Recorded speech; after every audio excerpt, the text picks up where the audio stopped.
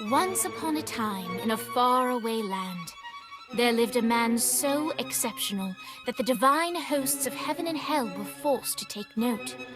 A man dangerous enough to bring Satan to his knees, but selfless enough to make God himself raise an eyebrow.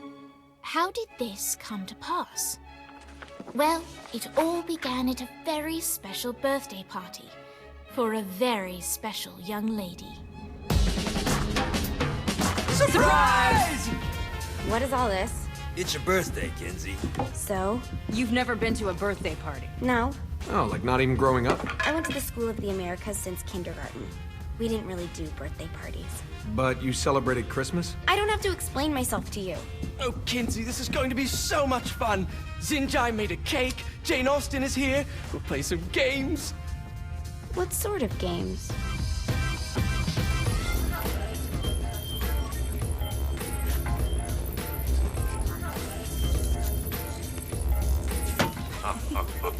So you celebrate birthdays by trafficking with spirits? It's spooky and fun. It's a bunch of letters. It's tradition. Every slumber party has to involve a spirit board. Slumber party? How's it work? We ask it a question, and the spirit of the board will reveal the answer. How? Yeah, someone pushes the pointy thing to wherever they want. Wait. Can we go back to you and your slumber parties? No time. All right. Everyone put their hands on the cursor. Cursor. I feel the magic already. All right. Will the President/God Emperor for life ever choose a partner to reign alongside them? No. Ooh, someone's getting married. Shut up, Matt. Who will tame the president's wild heart? What are you guys trying to spell? I'm not moving it. That's the spirit, Kinsey. I'm serious. I'm not moving it either. Neither am I. Jezebel? Who the fuck is...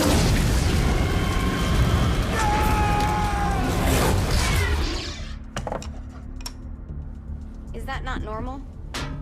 Where'd you get the board? I was going through Signac's artifact collection and found it there. Who did it belong to? Alistair Crowley? Christ. Guys? I think it's laughing at us. Fuck this. I think you're a smart enough piece of wood to see where this is going. Now, you ready to cooperate? That's more like it. You think we can trust it? It's not like we got a lot of options. So what's the plan? We mount up and go in after the boss? No, I do. No sense in what's left of humanity walking right into a death trap. Someone's gotta live to tell the story. That's a stupid plan, Johnny. I'm leaving you in charge. Hell of a plan, Johnny. Are you serious? I'm coming too. Are you kidding me? How do you plan to come back? I try not to sweat the details. You need someone with you that does. No. It's my birthday. Fine. All right, then. You know where my friend is?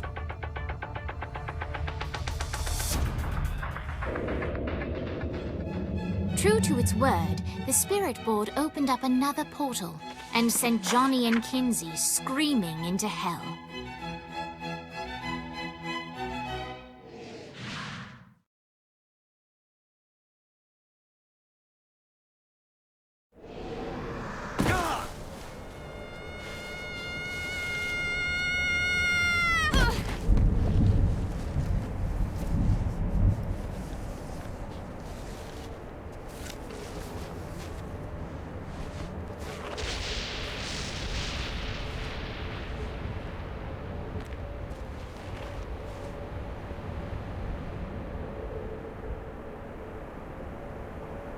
Dane Vogel.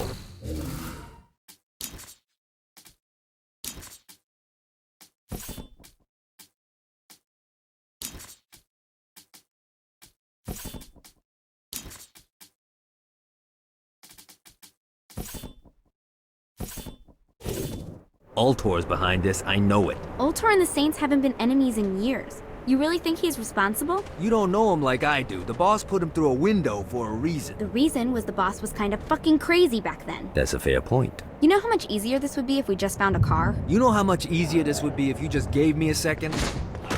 Oh, I feel much better, thanks.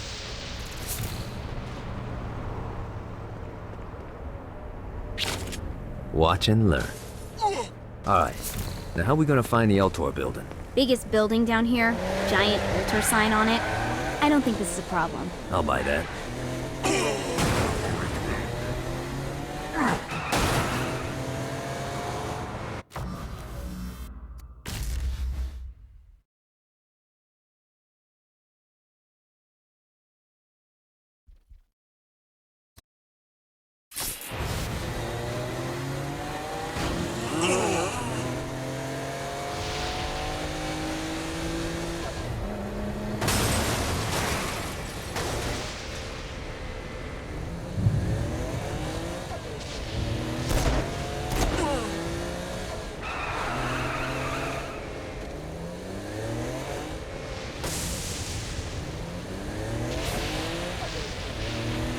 Look at us.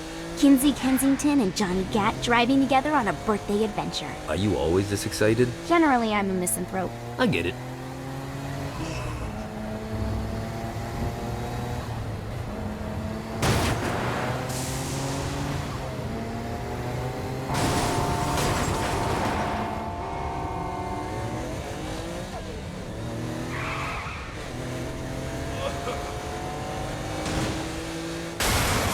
This is hell. Not as bad as I thought. It kind of reminds me of Steelport.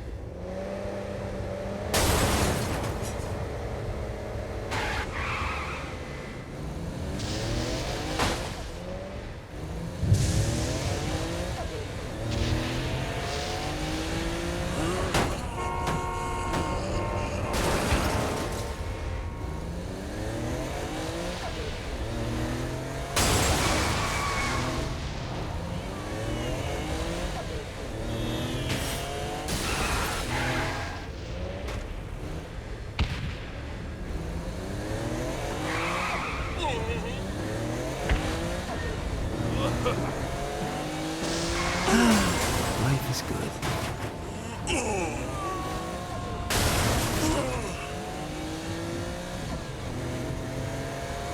So, what's the plan? Oh yeah. I'm gonna shoot him in the face unless he gives us the boss back. What if Dane doesn't have the boss? I'll probably still shoot him in the face.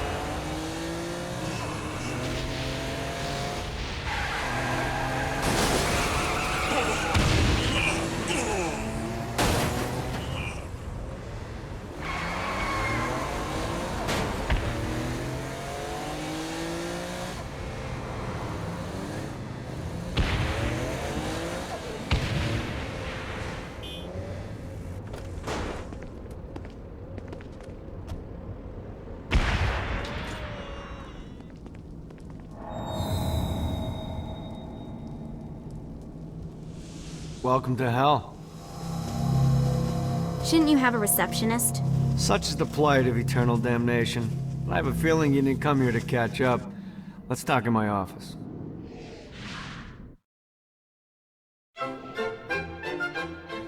Not even death could stop the enterprising Vogel, who wasted no time in setting up an Altor branch in the bowels of hell.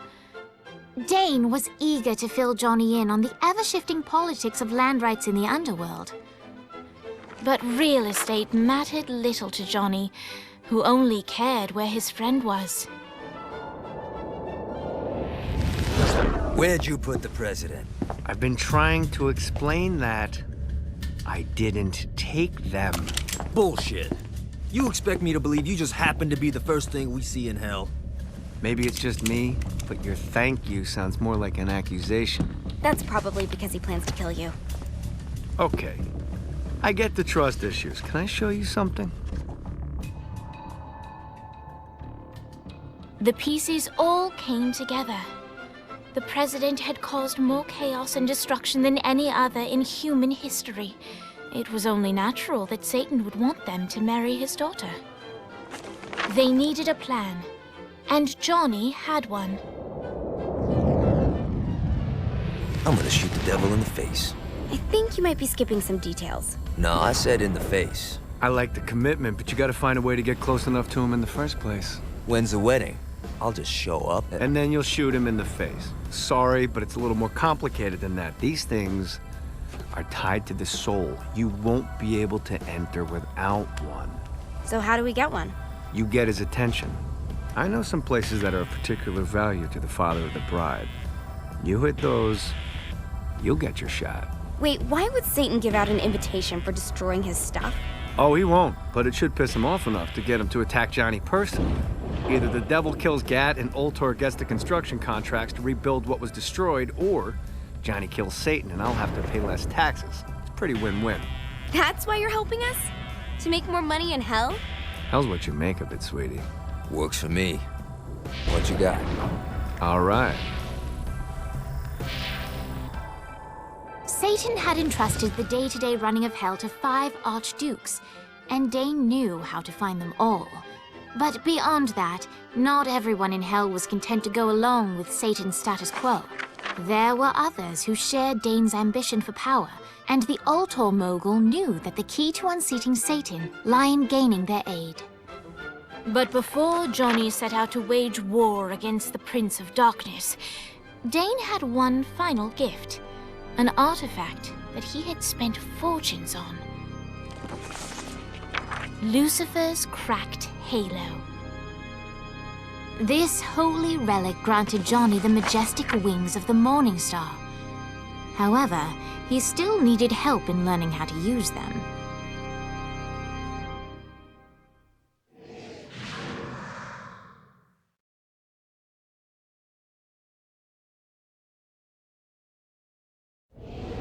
Alright, you got me out in the sticks, now what? Would it kill you to show a little excitement? You're about to experience angelic flight, for Christ's sake. Dane. Someone needs a nap. Just collect some soul clusters and power. Great. Now you should have just enough.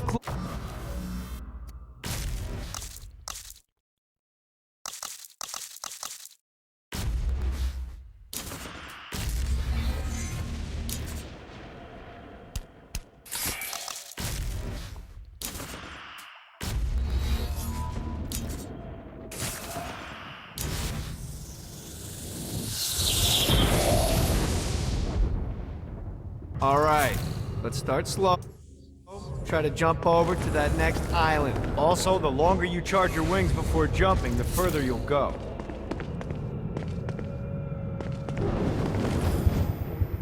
Hey, you didn't fuck it up. Good job. Now get up that cliff. Don't worry, if something looks too high, just keep on jumping off the wall. Remember to charge your jumps if you want to get up the cliff faster. Now it's time to fly. You heard of crawling before walking? Well, in this case, you need to jump before you can fly. Launch yourself in the air with a jump, and then hold your wings out to glide to that next island. I put out some orbs to show you that you'll have to dive to reach the next island. Do that by pointing your head down. Don't worry, the rest of your body will follow.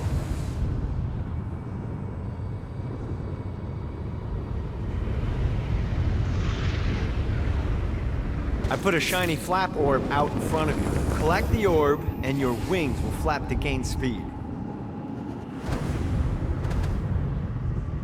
All right, now try flapping those wings on your own. Do a flap on your way to the next island. Gotta pick it up. Need the rest of wings.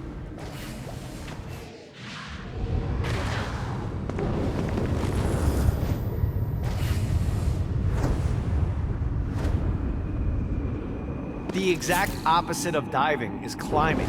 Climbing will slow you down and eventually cause you to stall. And trust me, stalling sucks. You can flap while gliding to gain additional speed, so the faster you're going. All right, time to take the training wheels off for the final lesson. Flying takes stamina. If you run out in midair, you are going to drop like a rock.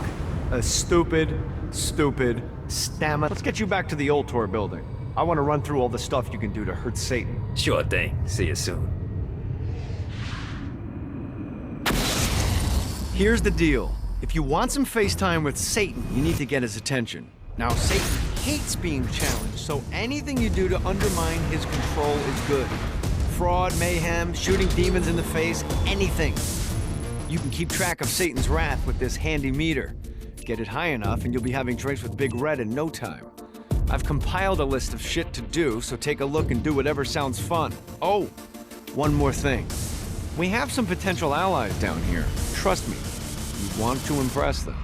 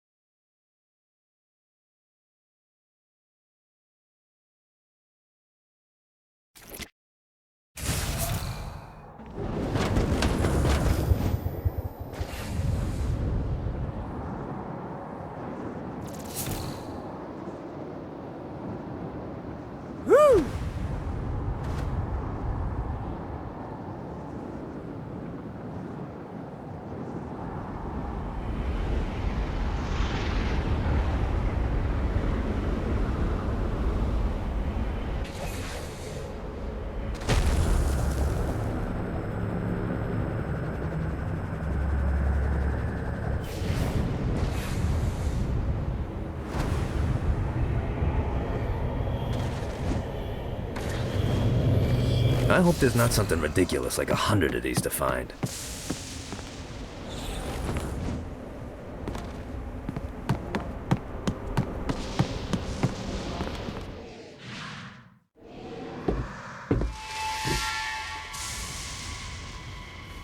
Abandoned ship!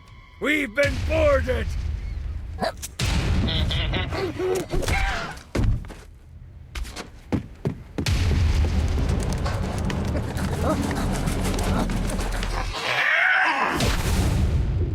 Get these damn things off my ship! Just like Anyone got a mop?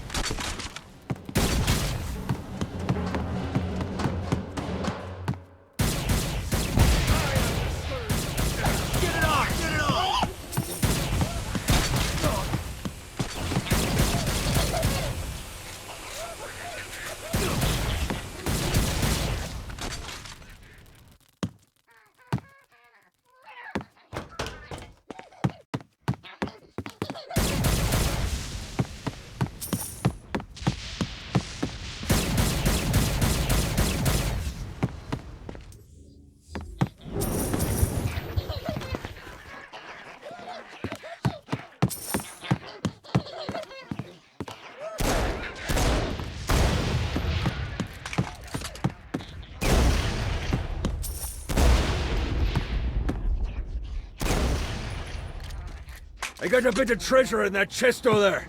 The weapon you find inside may help with our little imp problem. Ready to give up yet? Just like the old days.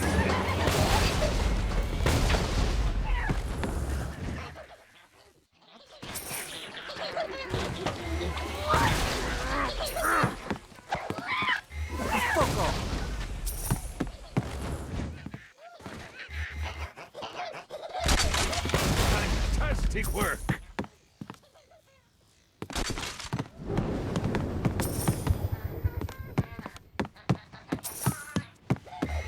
I summoned these imps to serve as my crew. I forgot what a handful they could be. Once aboard, they wouldn't listen to their captain. They ran amok in the bowels of the ship.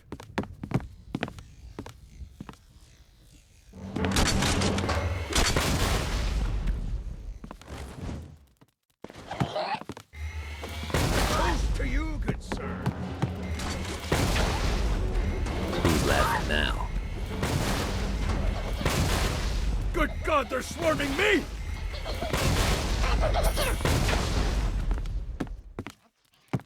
Get off, you piece of shit!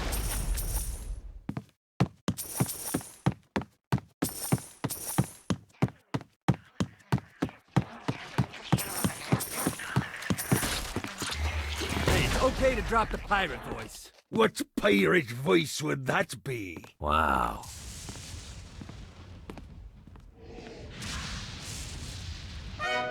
Zinyak's destruction of Earth had a profound impact on the afterlife. To heaven, it was a logistical nightmare. St. Peter's meticulous nature drove purgatory wait times to unbearable levels. Meanwhile, in hell, where souls in pain were used as currency, it created a new era of prosperity for the wickedly enterprising. This economic boon resulted in the coffers of hell to be overflowing, which in turn piqued the interest of the most notorious man that sailed the seven seas. Long had Blackbeard been a thorn in Satan's side, robbing tax collectors on a semi-regular basis. But the promise of an immeasurable fortune drove him to be even bolder. An arrangement was reached. Blackbeard would provide information on strategic targets in exchange for a share of the profit.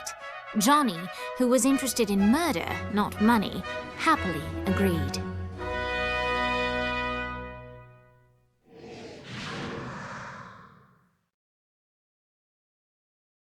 I grant ye the ability to summon my crew whenever they're needed.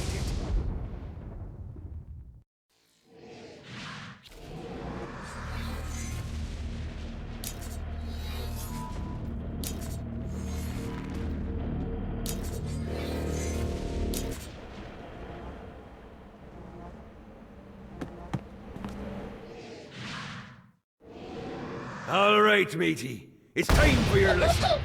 Let's summon me favorite scurvy-riddled hellion, the imp.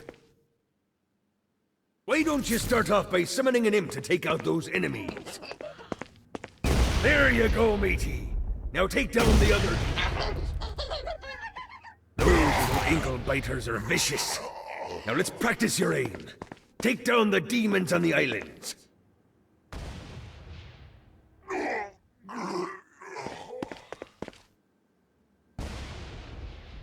Few things are as rewarding as pressing someone into service, am I right?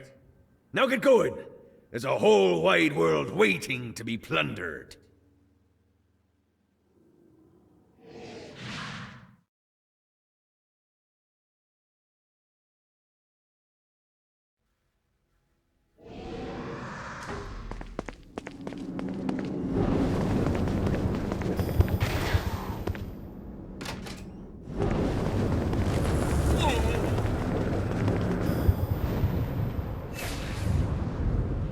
God, this feels good.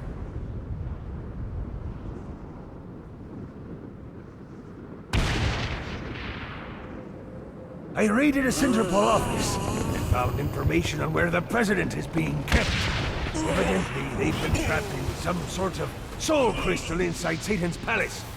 Breaking in is an impossibility. Your best bet to save them is to continue to try to draw Satan out of his palace.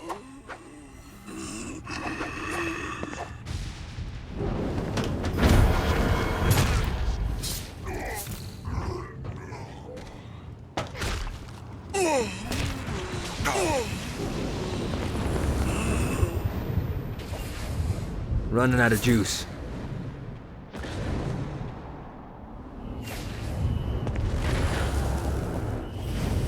This should be useful.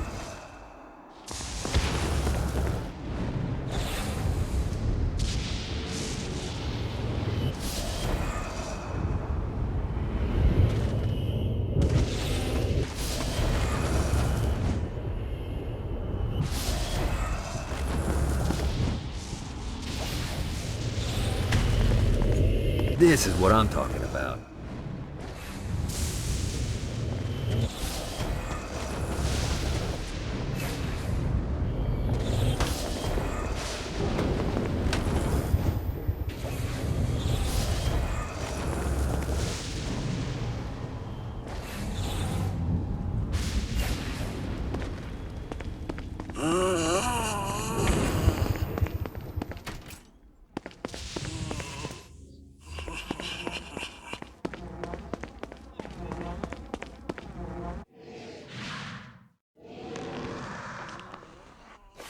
Lights up. William Shakespeare, humanity's greatest playwright, and hell's most diabolical purveyor of entertainment, looks on as a brave mortal on an Orphean quest enters. The bard's interest is piqued, and he looks to test his visitor's mettle.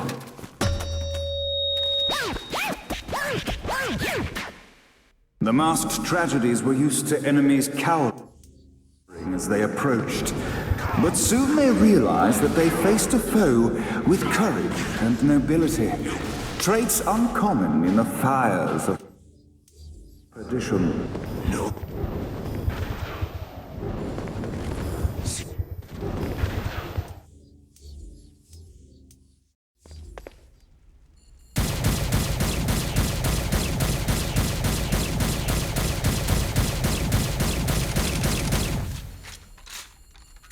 The inciting incident resolved. The time had come for rising action. Face the unholy mess.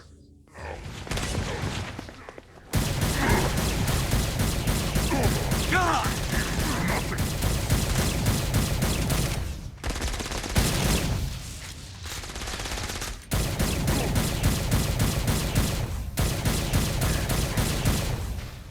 The battle raged on below, and as bullets and blood flew, the bard arched a curious eyebrow.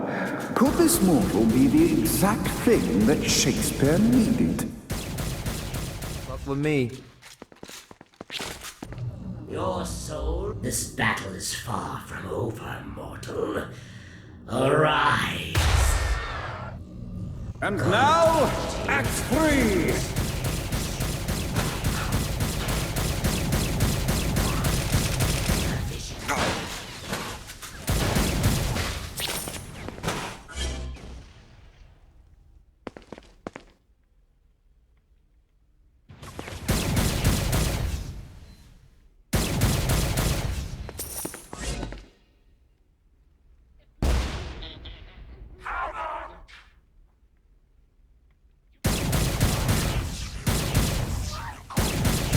The conflict resolved, Shakespeare eagerly awaited meeting the champion that dispatched so many of his men.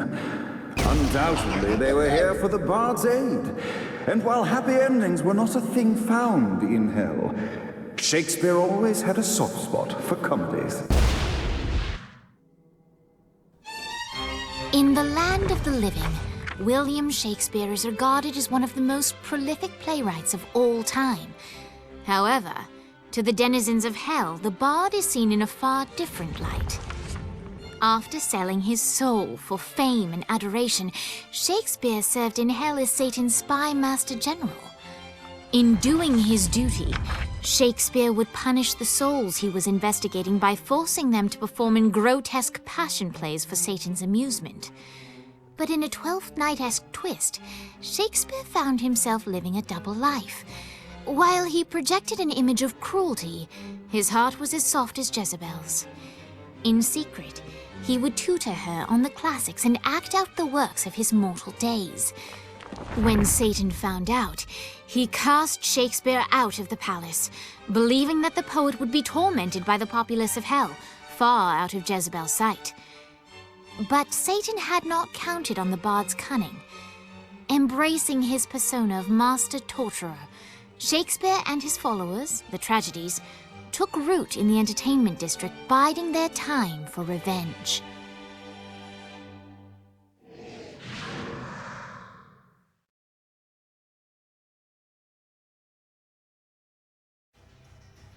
And so Shakespeare called forth the Deus Ex Machina to bestow our protagonist with the arcane power of Force Stomp.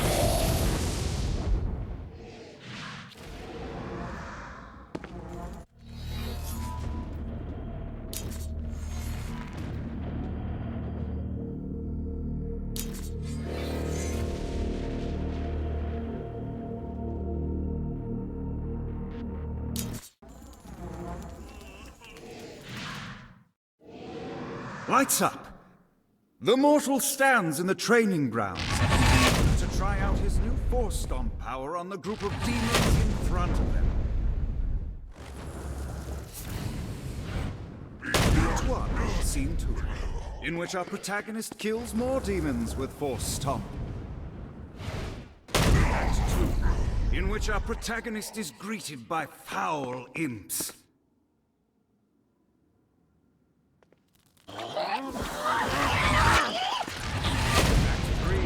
In which our protagonist learns that Force Stomp even works on flying enemies, enabling them to remove the Dark Inciter's shield. The day is won, and the curtain closes on our noble hero.